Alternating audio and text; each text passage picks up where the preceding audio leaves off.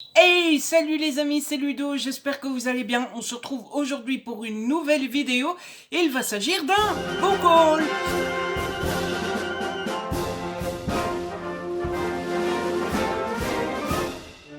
En effet, le mois de mars est terminé, il a laissé place au mois d'avril. Il est donc temps pour moi de vous présenter tout ce que j'ai reçu ou acheté le mois passé. Et franchement, c'est un book haul très sage, puisque, bah écoutez, je n'ai que 2, 4, 6, 8, 10 livres et 2 BD. Franchement, on a connu pire. Bon, bah, les explications sont toujours pareilles, hein. On dépense pas trop de sous parce qu'il y a des voyages prévus.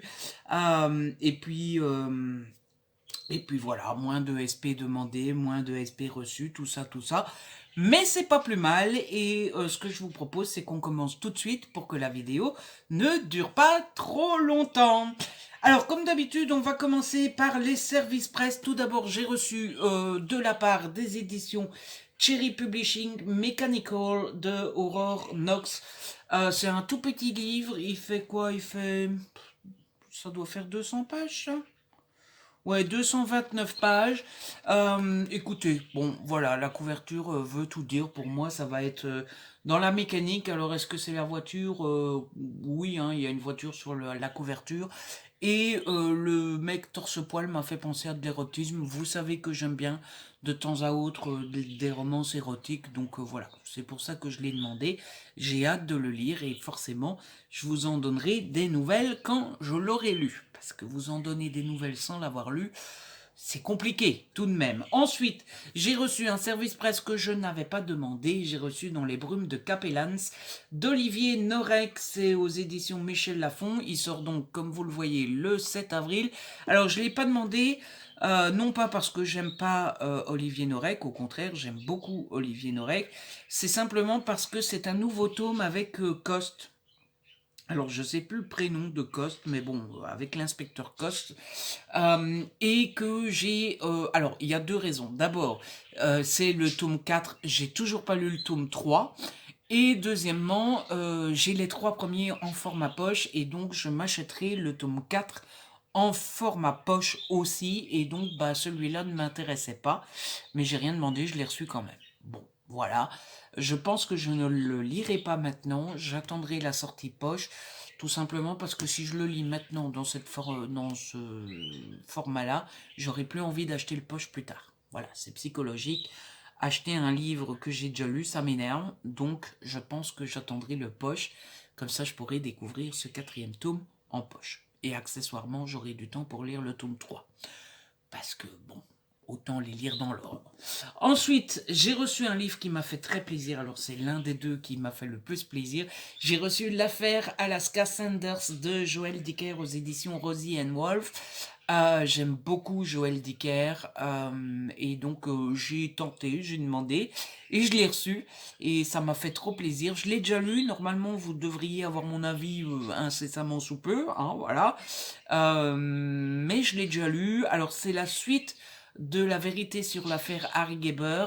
En fait, il y a deux livres qui sont déjà sortis. La vérité sur l'affaire Harry Geber, qui est le tome 1, et le livre des Baltimore, qui est le tome 3, et vient de sortir celui-ci, qui est le tome 2.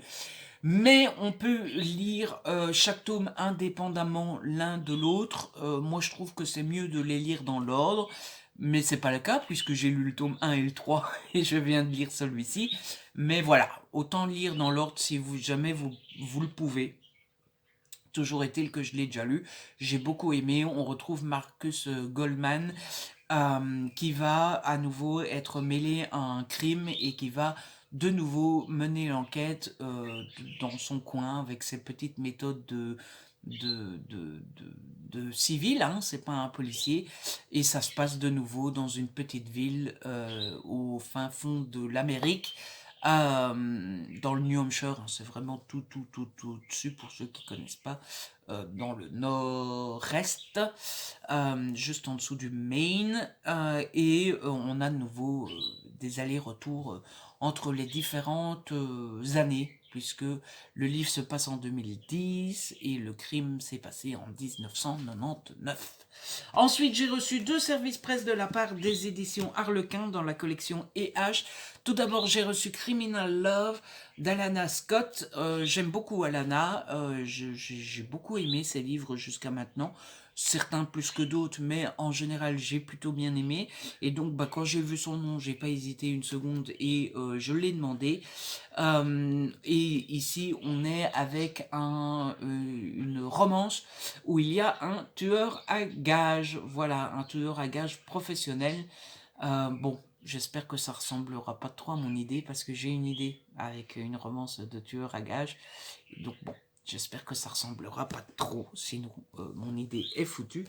Et ensuite, j'ai reçu Rappelle-moi de te détester de Victoria Arabatsik, toujours aux éditions Harlequin dans la collection EH. Je trouve la couverture très jolie. Et ici, par contre, oui, regardez, ils m'ont mis un tampon comme ça. Bon, ça me dérange pas qu'il y ait un tampon. De toute façon, je ne les revends pas. Mais alors là, sur la tranche comme ça, mettez-le à l'intérieur, quoi. Parce que là, c'est moche. Enfin bref, la couverture est magnifique. Et ici, si je me souviens bien, c'est une jeune fille qui va se séparer de son mec et sa vie va être un peu chamboulée. Non pas qu'elle est dépendante de son mari, etc. Mais ça remet quand même la vie telle qu'on l'avait tracée en question. C'est-à-dire que elle devait emménager avec elle et du coup ça va pas se faire. Et du coup elle doit retrouver quelque part où vivre. Elle devait commencer dans un cabinet d'avocat si ma mémoire est bonne. Sauf que le mec qui travaille dans le cabinet d'avocat, elle a pas trop envie de travailler avec son ex. Enfin bref, voilà, tout est remis en question comme ça. Et pour se changer les idées, elle va aller habiter chez sa sœur qui, elle, habite Los Angeles et qui habite en colocation. Et donc elle va se retrouver en colocation avec sa sœur et 2 mecs. Sauf que autant il y a un mec qui est sympa et qui l'accueille bras ouverts, autant il y a un autre mec, on a déjà connu plus accueillant. Voilà, ça c'est le pitch de ce livre-là. Qu'est-ce que je pitch bien les livres? On devrait me payer pour pitcher les livres. Et alors l'autre livre que j'étais trop content d'avoir reçu, c'est État de terreur. C'est écrit, ouh il est tout abîmé, qu'est-ce que c'est que ça? Il est tout sale.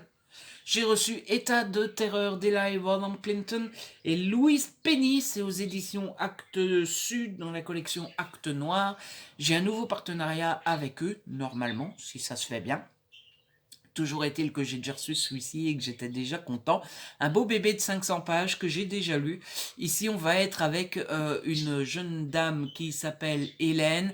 Hélène est secrétaire d'État des États-Unis, c'est-à-dire ministre des Affaires étrangères. Sauf qu'elle est ministre d'un président qui la déteste. On va découvrir pendant l'histoire pourquoi il se déteste.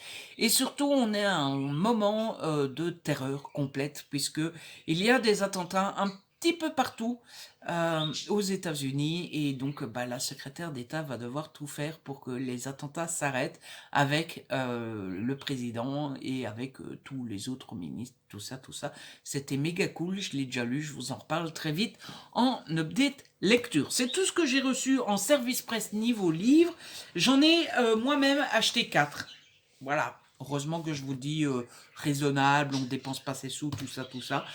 Écoutez, on était quoi, genre mi-mars, j'avais pas encore acheté de livres, ou très peu, et j'ai un petit peu craqué, voilà, hein. Mais bon, un craquage en 2 mois et demi, 3 mois, ça va. Il n'y a pas de quoi m'engueuler quand même. Donc tout d'abord, je me suis pris un petit young adult,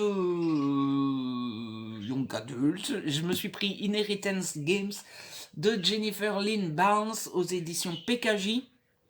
Je l'ai déjà lu, j'ai beaucoup aimé, je vous en reparle très vite.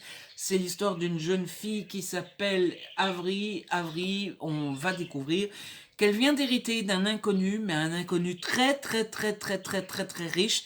Et elle va se retrouver à la tête de milliards de dollars. Et le problème, c'est qu'elle va être confrontée à la famille. hein, du monsieur qui était riche et qui lui a tout légué. Et forcément, la famille n'est pas très contente de voir cet inconnu arriver et toucher le pactole, hein, voilà. Et donc, il va y avoir une partie un petit peu vengeance. On va se demander ce que la famille est prête à faire pour récupérer l'argent et tout ça, tout ça. Et puis, il va y avoir un petit mystère qu'il va falloir résoudre un peu à la Da Vinci Code. Bref, c'était cool, mais je vous en reparle en update. La couture, évidemment. Et puis, les 3 autres achats, bah, c'est des achats Hugo. Ah oui, 3 mois sans acheter d'Hugo, il fallait bien que je craque à un moment ou un autre. J'ai fait quelque chose qui me ressemble très peu, c'est que j'ai acheté un tome 1 et un tome 2. Je me suis acheté une fois 3, donc le tome 1, ils sont pas sous-titrés, donc c'est le tome 1, et une fois 3, le tome 2, c'est de Axel Auclair, c'est aux éditions Hugo, donc c'est dans la collection New Romance. J'ai commencé le tome 1, pour le moment, bon, j'ai pas lu grand chose, hein. J'ai lu 29 pages. Les 28 premières pages ne m'ont pas transcendé de ouf, donc j'aurais peut-être pas dû acheter les 2 tomes d'un coup, mais bon, écoutez, maintenant c'est fait, et puis si j'aime pas, ça sera sur Vinted, et puis c'est tout, mais bon, ça m'a fait plaisir sur le moment même d'acheter du Hugo, donc bon, voilà. Est-ce que je regrette? Non, pas encore, on verra où ça mène, mais pour le moment, le début du 1, hein, voilà. Et l'autre achat, c'est forcément La Reine des Ombres de Tricia Levenseller.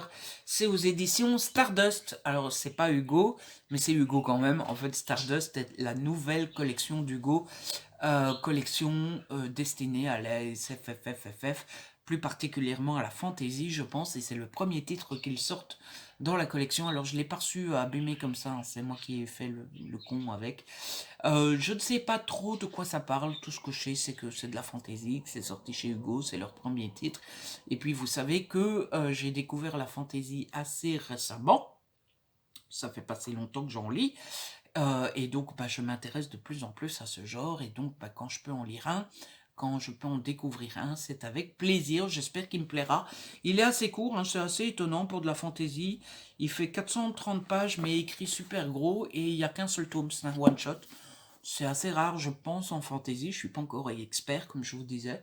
Mais bon, voilà. Au moins, ça sera vite lu. Et puis, on verra vite si ça nous plaît ou pas. Et donc, c'est tout niveau livre. Et puis, j'ai reçu 2 bandes dessinées en service presse. 2 bandes dessinées qui viennent du même éditeur de chez Bambou. Tout d'abord, j'ai reçu Game Over. C'est un jeu de mots. Game Over, Game Over, Over.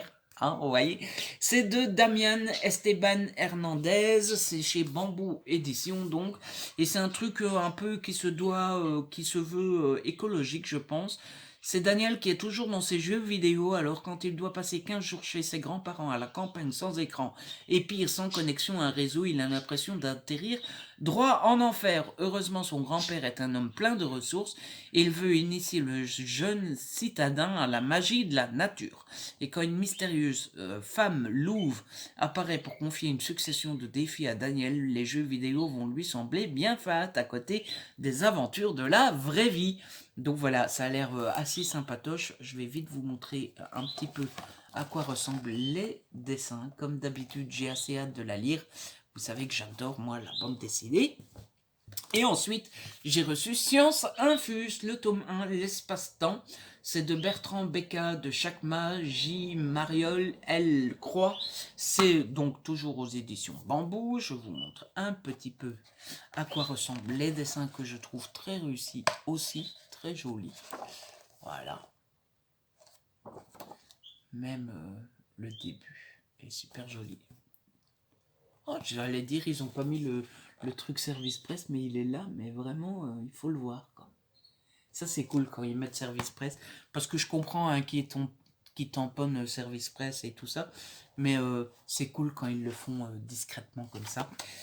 Et pour ce qui est de l'histoire, eh bien, c'est en compagnie de Justin et Solène, partez décoder les mystères de l'univers, de la Lune aux confins du système solaire et même au-delà, découvrez les concepts fondamentaux de l'astronomie et de la cosmologie afin de mieux comprendre le monde. Astrophysique, mécanique quantique et infiniment petit, mathématiques appliquées et biotechnologie, plongez dans le monde fascinant et amusant de la science. Voilà.